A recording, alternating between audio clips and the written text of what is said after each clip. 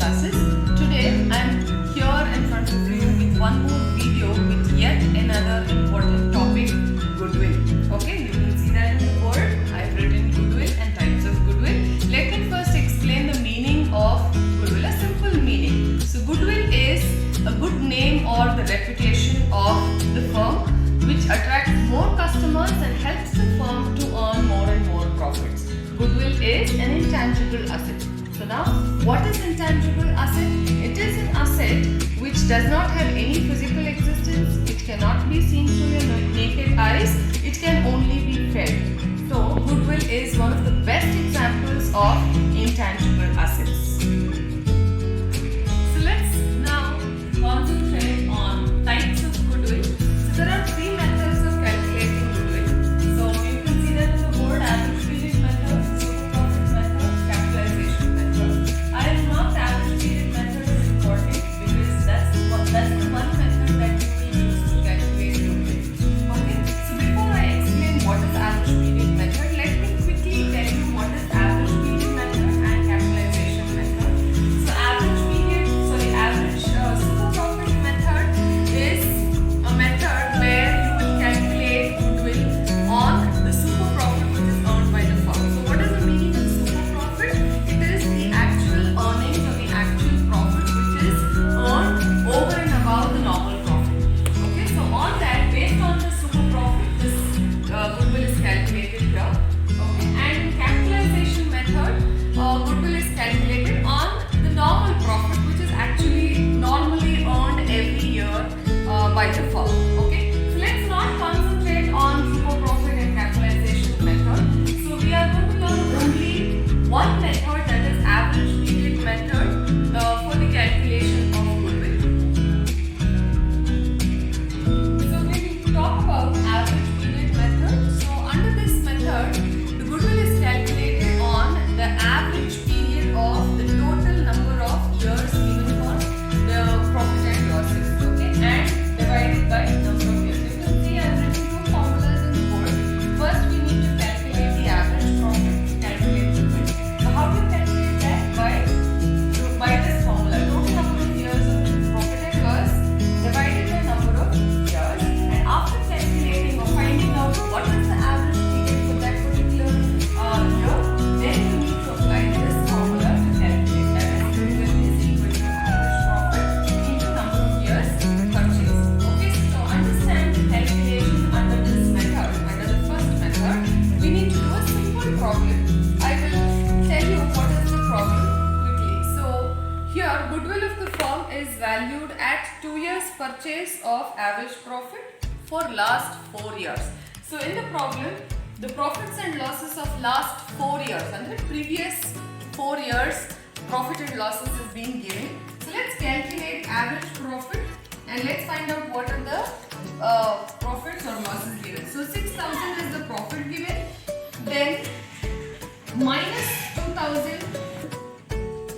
So we're doing a problem as you can see. So average profit is equal to 6,000 profit, 2,000 is the loss which is given, then 10,000 again is the profit, okay, and one more profit of 12,000. So total on the whole they've given profit and losses of last 4 years divided by number of years, means 1, 2, 3, 4 years. So if you see the answer, if you substitute this, you get the answer of 26,000 divided by 4. Okay, divided by 4 years, which is equal to 6,500. So 6,500 is the average profit. Now you can, when you know what is the average profit, now you can substitute the goodwill formula. So goodwill is equal to average profit into number of years purchased. So average profit is 6,500 into number of years purchased is 2 years purchase. Okay, so this is given in the problem that 2 years purchase.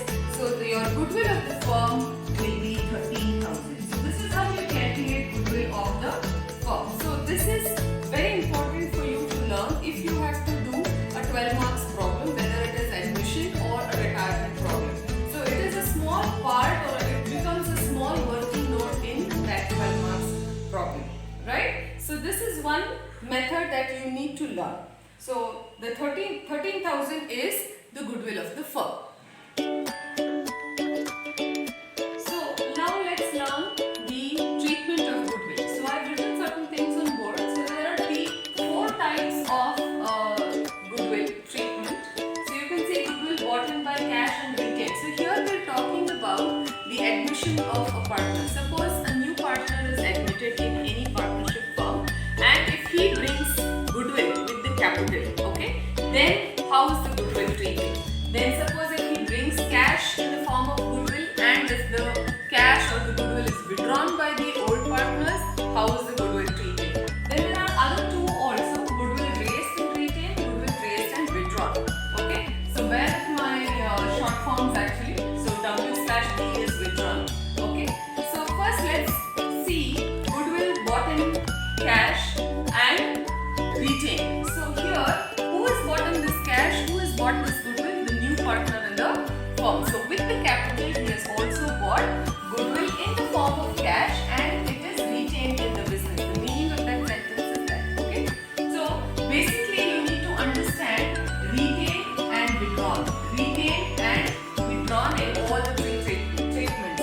So that's why I have written two boxes here, one for retain and the other one for withdrawn. What you need to do when the goodwill is retained in the business, whether it is bought by the partner or goodwill is raised in the company. So what do you mean by goodwill raised?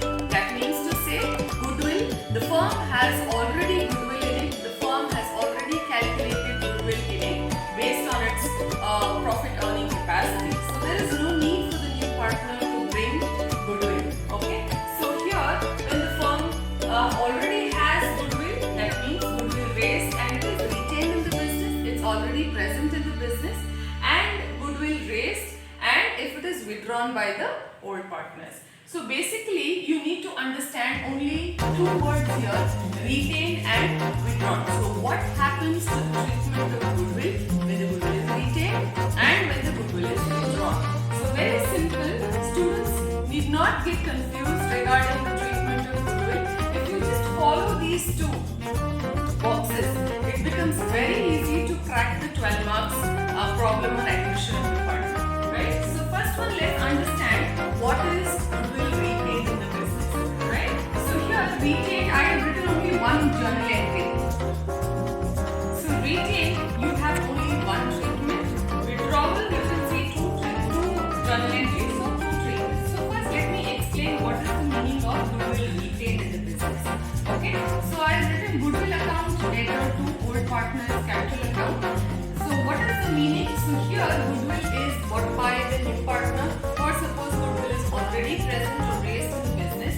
So you need to do only one treatment, or you need to show goodwill only one time in partner's capital account on the credit side.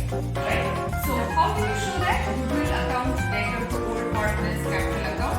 So you will distribute this goodwill only to the old partners on the credit side of partner's capital account according to their sacrifice ratio. That's the reason I've written SR in the bracket, which is very important. You need to distribute goodwill to only old partners according to sacrifice ratio.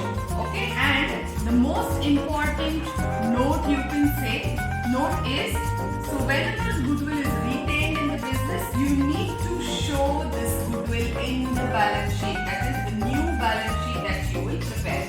Okay.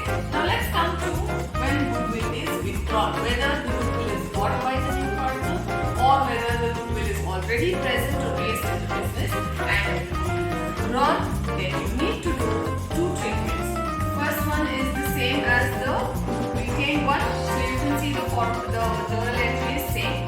Goodwill account debtor to old partner's capital account. Again, you need first to show goodwill or distribute goodwill on the credit side of partner's capital account only to the old partners according to the sacrifice ratio. Okay? And the second treatment. So the second treatment, the second journal entry that you can see here is old partner's capital account debtor to cash or bank account. So why have I written this journal entry? Only to make you understand that this treatment or this journal entry means to say that you need to show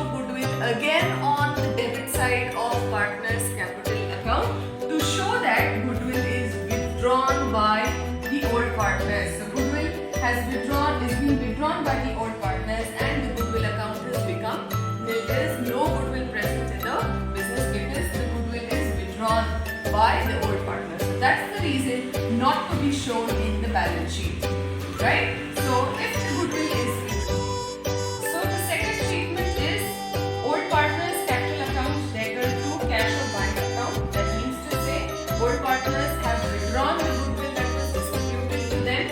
Okay, that's why cash is being credited. So when cash goes out, it has to be credited, right? So when goodwill is withdrawn, you should understand that it is not to be shown in the new balance sheet, right, students? So in your question paper, please look for these two words, retain and withdrawn, right?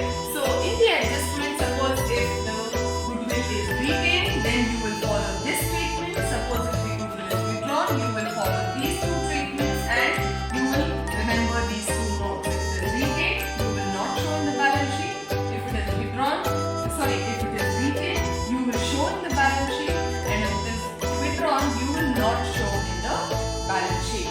So if it is retained, just one treatment. If it is withdrawn, you have two treatments, both credit side as well as debit side of partner's capital account. Right? So I hope all of you have understood the treatment of goodwill, because I have seen most of the students getting confused regarding the treatment of goodwill in any 12 marks problem, whether it is admission or whether it is retirement problem. So I hope I have tried to. So I hope I have cleared the doubts regarding the treatment of goodwill. So students, don't panic regarding the treatment of goodwill anymore. So if you want any more clarification, please let me know in the comment section. Okay. So after learning the treatment of goodwill, okay, thoroughly, we need to understand, or we need to